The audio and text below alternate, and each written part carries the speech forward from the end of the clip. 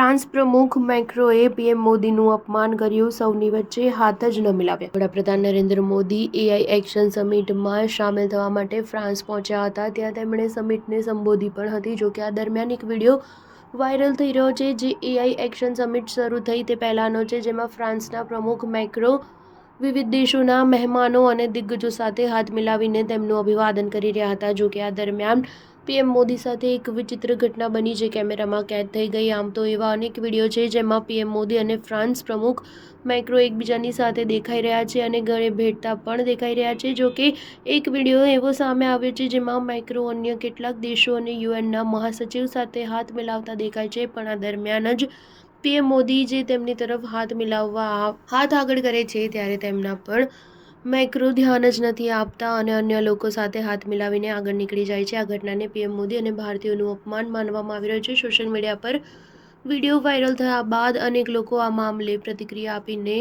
તેને ભારતીયોનું પણ અપમાન ગણાવી ફ્રાન્સના પ્રમુખની ટીકા કરવા લાગ્યા છે. સ્ટાર ન્યૂઝ 7 હંમેશા સચ્ચાઈની સાથે.